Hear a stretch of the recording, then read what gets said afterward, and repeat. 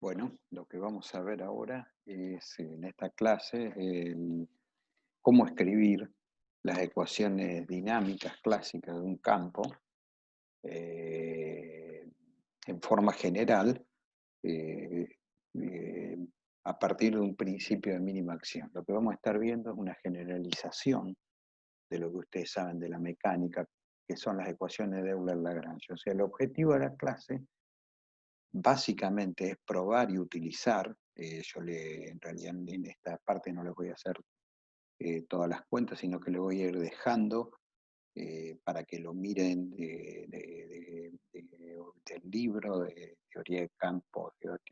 para Forejifes Amateur o de algún otro, para los que quieran profundizar más en alguna parte u otra de lo relacionado con esta parte. Entonces, las ecuaciones de Euler-Lagrange de un campo se escriben a partir de una cantidad que se llama la densidad lagrangiana, de la siguiente forma. La derivada de esa densidad lagrangiana respecto al campo menos la derivada respecto a las coordenadas, esta famosa derivada mu, de la cual estuvimos trabajando ya la clase pasada, de la derivada de la densidad lagrangiana con respecto a las derivadas mu, eso tiene que ser igual a cero. Eso, si a usted no le interesan todas las demostraciones, es el objetivo de toda la clase y se pueden en buena parte olvidar de gran parte de lo que vamos a discutir y simplemente aprender a utilizar esta cantidad. Esta, esta ecuación que está acá es una generalización de las ecuaciones de Euler-Lagrange de la mecánica, o sea, dado un sistema mecánico que está caracterizado por un lagrangiano que depende de las coordenadas generalizadas eh, QI y de sus derivadas respecto al tiempo. Ustedes aprendieron en mecánica que las ecuaciones de movimiento se escriben como la derivada de L respecto a QI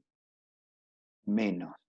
la derivada de L, la derivada respecto del tiempo, de la derivada de L respecto a las QI punto eh, igual a cero. Entonces de ahí salen las ecuaciones de Euler-Lagrange, en particular las leyes de Newton cuando L es la resta de energía cinética menos la energía potencial. Y digo que es una generalización porque ahora nuestra densidad lagrangiana va a depender del campo y de sus derivadas espaciotemporales. Consecuentemente acá tengo incluido la derivada respecto del tiempo y la derivada respecto a las coordenadas espaciales. Entonces este término que acá solo incluía derivada respecto del tiempo de la derivada lagrangiana respecto a la coordenada temporal, ahora es una derivada respecto a x mu de las derivadas respecto a todos los x mu que están acá. Para demostrar eso, vamos a formular el principio de mínima acción, entonces vamos a plantear que la acción no es otra cosa que la integral en el espacio cuadridimensional de la densidad lagrangiana. Y el nombre densidad lagrangiana viene del hecho de que en este diferencial acá de 4 dimensiones, tenemos la derivada, la del diferencial temporal y las 3 componentes espaciales, o sea, el diferencial X y Z, y básicamente la integral respecto al volumen espacial de la densidad lagrangiana es el lagrangiano. Entonces, esta cantidad es como si fuera el lagrangiano por unidad de volumen. Y lo que vamos a estar estipulando ahora con el principio de mínima acción, que es lo que permite probar las ecuaciones de Euler-Lagrange que están allá, se puede plantear de dos formas distintas el principio de mínima acción. O sea, el principio de mínima acción se puede plantear como que la variación de la acción cuando es calculada sobre el camino clásico es igual a cero. O sea que la acción es un extremal, porque pequeñas variaciones me da 0. Y otra forma que va a estar más conectada con cómo lo plantea el libro de Bloomberg, es que la variación, la derivada funcional de S respecto a phi, cuando es calculado en el camino clásico, cuando phi es el camino clásico, o sea, la solución de las ecuaciones de movimiento,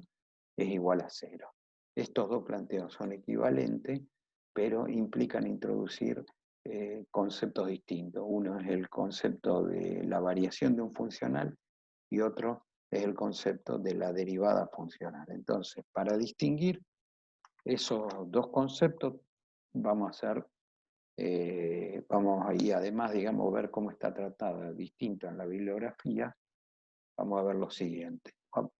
La forma 1 de plantear y consecuentemente después de mostrar las ecuaciones de Lagrange es la que está, por ejemplo, ustedes vieron en el Goldstein y en otros libros de mecánica clásica y después de teoría de campo. Y también está en el capítulo 19 de los videos de teoría de campo que comentamos en la otra clase de este español Javier García, que les recomiendo porque está planteado de una manera muy, digamos, pedagógica y simple. Esa forma está basada en la primera de las dos formas que puse recién e implica definir la variación de un funcional. O sea, ese es un funcional en el sentido que toma funciones, que son los campos, y los lleva a números. Y entonces la variación del funcional se va a definir primero de una forma bastante intuitiva, que es decir, que es el funcional en una cierta función phi más una cierta variación, que es una pequeña variación de la función, menos el valor que tiene el funcional en la función phi. Yo voy a pedir que eso se haga 0. Para darle una expresión un poco más matemático, esto que digo que es una pequeña variación del funcional, el Goldstein lo define como un infinitésimo por una función arbitraria, en este caso de las coordenadas espacio-temporales. Entonces esto es un infinitésimo.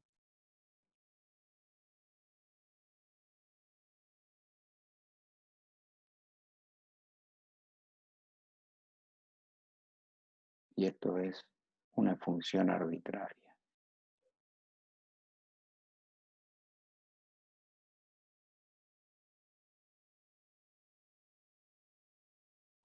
Bueno, la otra forma de plantear esto,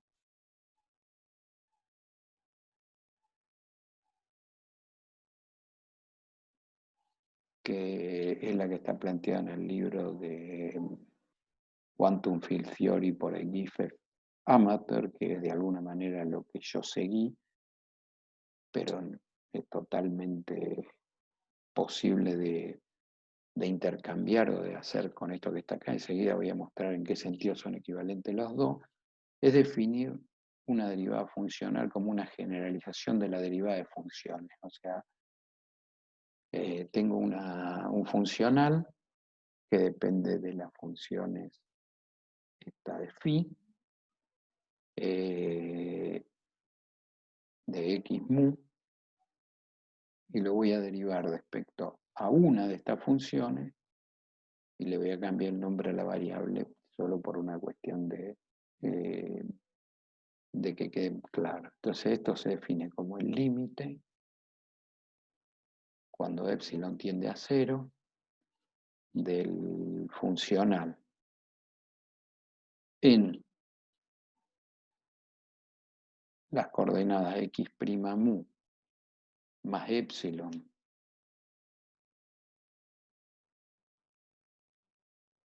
por la delta de x mu menos x mu prima menos la funcional en x mu prima, que es el punto donde yo quiero calcular la derivada. Entonces es una generalización de la derivada. Lo que voy a tratar de hacer ahora es mostrar en qué sentido esto es una definición operativa que me va a permitir hacer derivadas de funcional. Entonces, si ahora quiero ver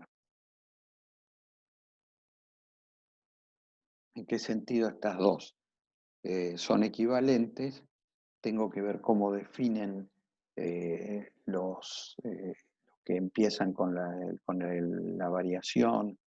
de un funcional a la derivada funcional para mostrar en qué condiciones es igual a esta. Entonces,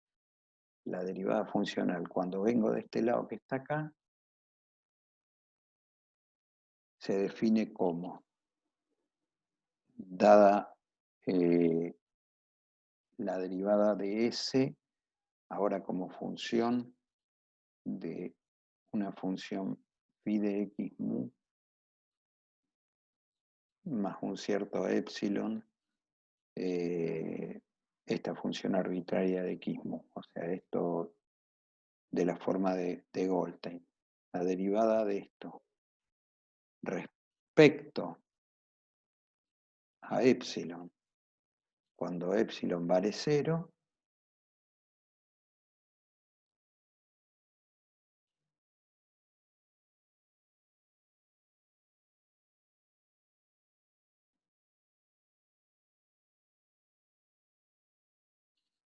eso se define como igual a la integral diferencial x mu prima en 4 dimensiones de la derivada funcional. De nuevo, es como una generalización de las derivadas parciales de x mu prima por eta x mu prima.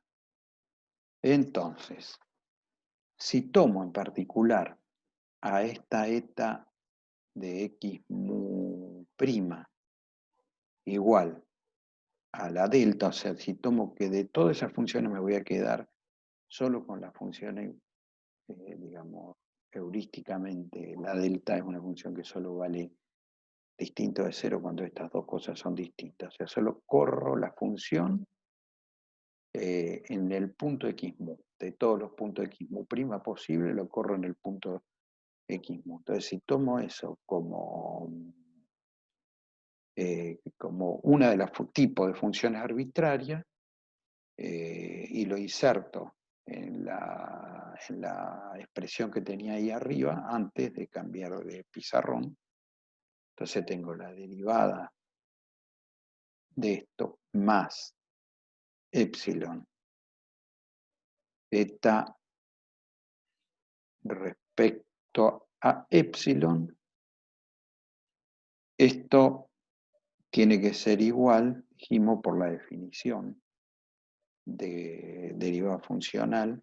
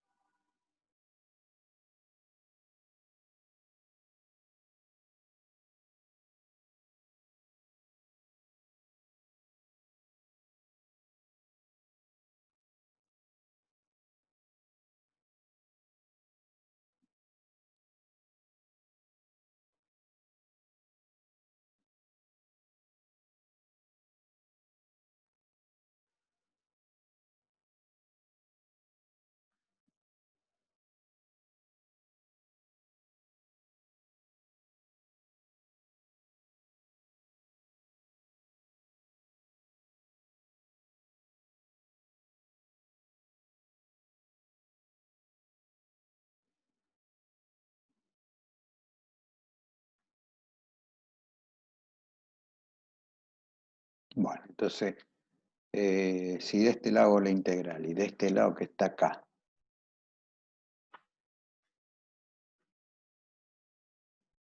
de este lado que está acá. Pongo la definición de derivada, o sea, el límite, cuando epsilon tiende a 0,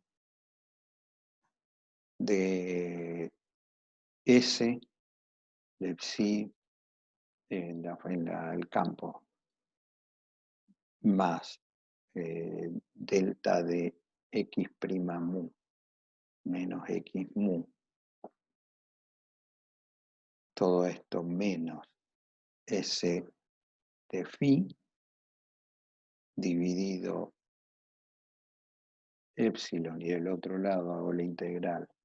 usando la delta, esto da la derivada de S, ahora siempre esto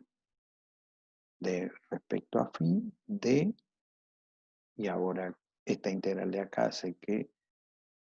esto pase a ser la variable x mu. Y bueno, entonces, esto que está acá, si ahora miro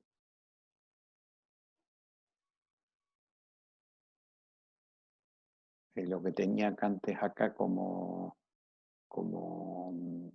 definición,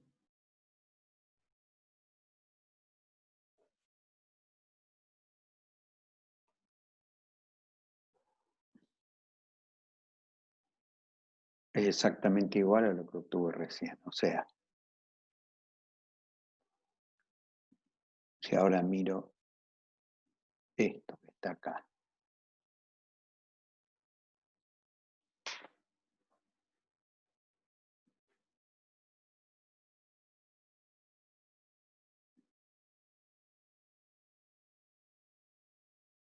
no, esto todavía no lo manejo. Entonces vamos a seguir con lo anterior. Si ahora miro esto que está acá, esto no es otra cosa que esto que está acá. O sea que demostré que las dos formas, para el caso de que la función es arbitraria, son de este tipo, son equivalentes. Entonces ahora, lo que yo les propongo, que para practicar la definición, esta que está acá de derivada funcional, que da el libro Quantum Field Theory for a Gifted Amateur, y ir hacia la demostración de las ecuaciones de Euler-Lagrange, bueno, primero lean los primeros puntos del capítulo correspondiente, el capítulo 1, y sobre todo se centren en los ejercicios, o mejor dicho, los ejemplos que plantea, que son el que tiene como resultado la fórmula 1.13,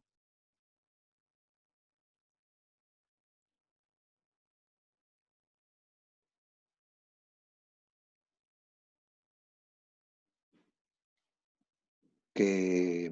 implica tomar un funcional del tipo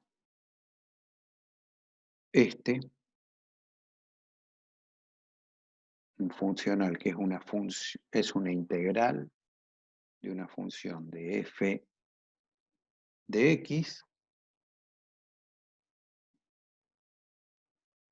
y probar que la variación del funcional que depende de f con respecto a una función en x0, que esto es la derivada de g respecto de x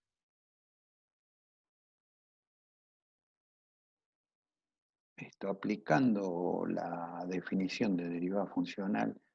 que propone el libro que recién estuvimos viendo, que demuestran esto que están acá. Y esto es importante porque esto se aplica a la parte, digamos, en física de sistema de partículas, de una partícula o en mecánica, si quieren, se aplica a la parte del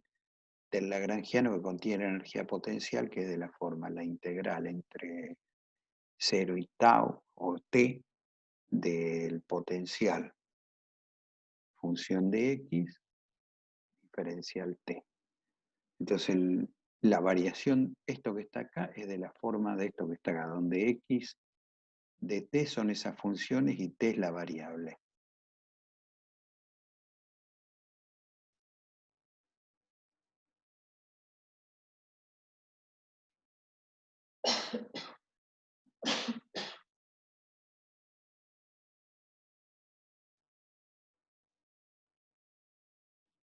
¿No? O sea, esto que está acá juega el rol de estas funciones que está acá. Y entonces, eso quiere decir básicamente que entonces la derivada funcional de esto, que sería como la acción, la parte de energía potencial de la acción, lo que implica ese ejemplo es que la variación de la parte de energía potencial de la acción respecto a x en un punto t0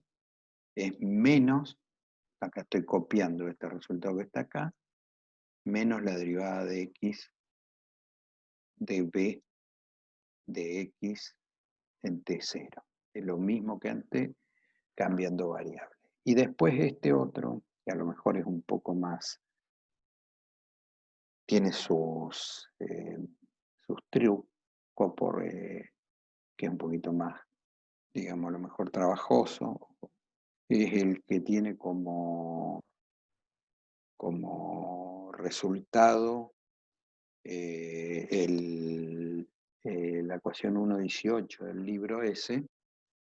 y esa ecuación 1.18, digamos, ese ejemplo, es el que dice que dado un funcional de una función f, que se escribe ahora, en vez de ser como una función de una función f, se escribe como una función de la derivada de una función, ¿no? Donde f' es la derivada de f con respecto a y. Entonces, la variación de j de f con respecto a f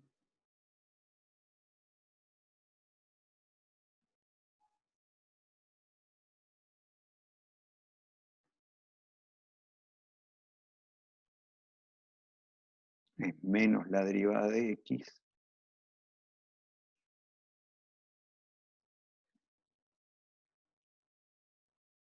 de g de f' con respecto a esto que está acá. Y entonces esto es importante porque la parte de energía cinética de la acción, llamámosle S de t, se escribe justamente como la integral de 0 hasta el tiempo total de la energía cinética, un medio de m, x punto al cuadrado,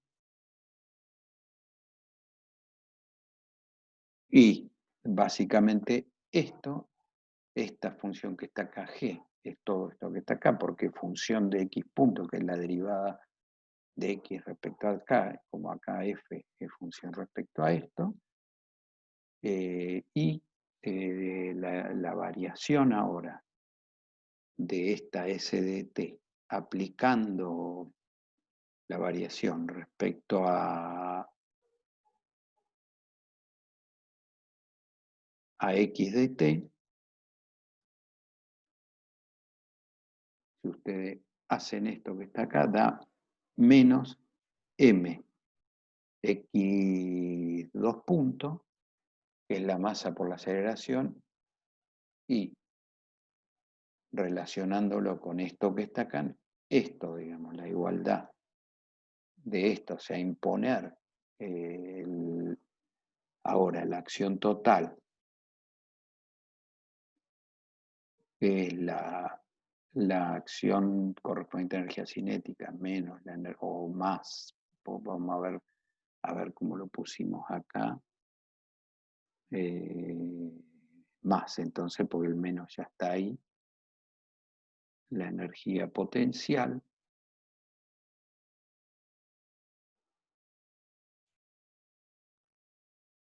o sea, la variación de S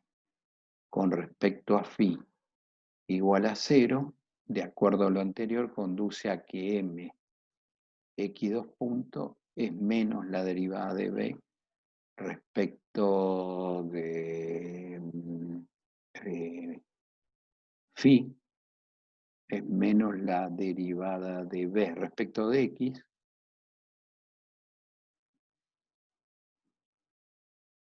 que no es otra cosa, esta es la fuerza y esto no es otra cosa que la ley de Newton. Entonces, digamos, utilizando la, la, la definición de derivada funcional que da el libro, llegamos, digamos, que para el caso simple de un lagrangiano escrito como energía cinética menos energía potencial, eso nos lleva a las ecuaciones dinámicas que conocemos. Y la generalización de eso para cualquier lagrangiano, que sea función de coordenadas QI y QI punto, y que eso lleva a las ecuaciones de Lagrange, la pueden ver en el libro, y lo mismo después la generalización en que L sea función de un campo y sus derivadas. O sea, utilizando las mismas reglas o las reglas que se deducen de ahí. Entonces, les dejo, digamos, para que miren del libro la deducción de las ecuaciones de Lagrange, y lo que vamos a hacer ahora es plantearnos, que los voy a dejar también, pero esto es lo más interesante,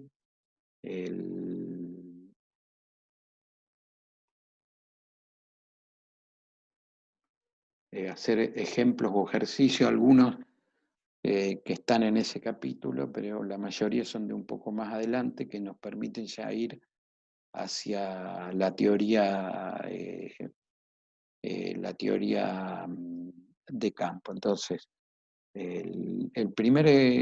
ejercicio está como un ejemplo en el libro, le pido que lo sigan y lo vamos a discutir en la clase, que es el ejemplo 1.5 y que es para la acción del campo de Klein-Gordon.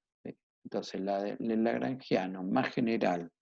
de una teoría de campo, en segundo orden en los derivadas, que sea covariante, tengan en cuenta que el lagrangiano tiene que ser un escalar, es esto que escribo acá. Perdón.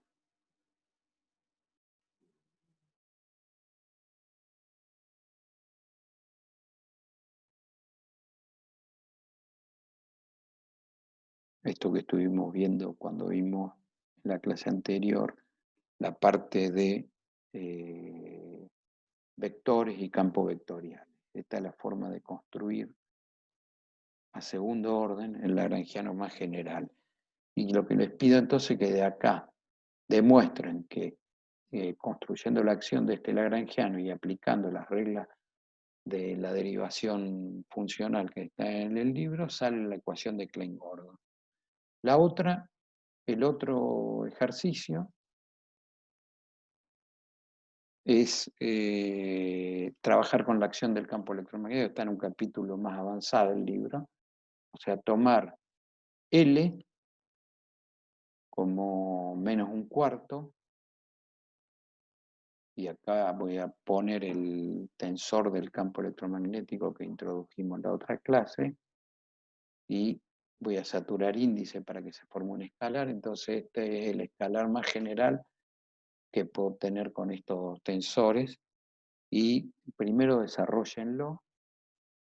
y muestren que esto en términos de los campos es un medio del campo eléctrico, el módulo campo eléctrico al cuadrado, el producto escalar por sí mismo, menos el campo magnético, y entonces muestran que de acá salen estas ecuaciones que son las ecuaciones de Maxwell.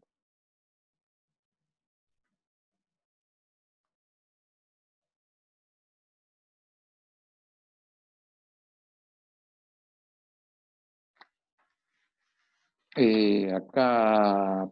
también, esto, digamos, son las ecuaciones de Maxwell que vimos en la clase anterior. Entonces, si hay cargas y corrientes, porque esas son las ecuaciones de Maxwell en el vacío, entonces muestren que ahora la acción hay que agregarle el término de corriente, y entonces ahora esta se vuelve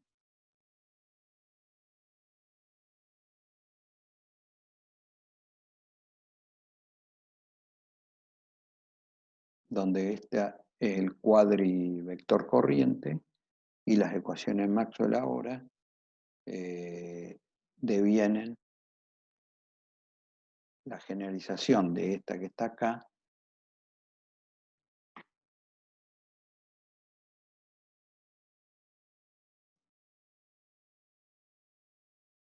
esto, y lo que le estoy pidiendo entonces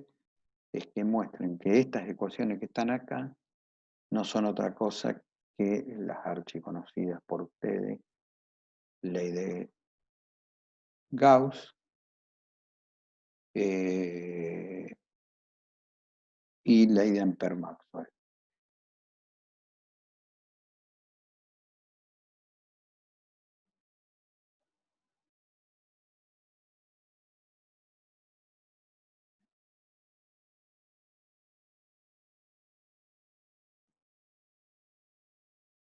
Bueno, con esto hacemos un parate y, digamos, de alguna manera resumiendo, el objetivo de la clase es, por un lado, y esto de alguna manera eh, es más formal, es mostrar cómo a partir de una definición de la derivada funcional y pidiendo que sea cero, podemos obtener las ecuaciones de Euler-Lagrange para un sistema de partículas y para un campo, y que eso nos permite tener las ecuaciones clásicas de movimiento para una teoría cualquiera de campo que está formulada a partir de una acción que se puede construir por simetría de acuerdo al tipo de campo que sea.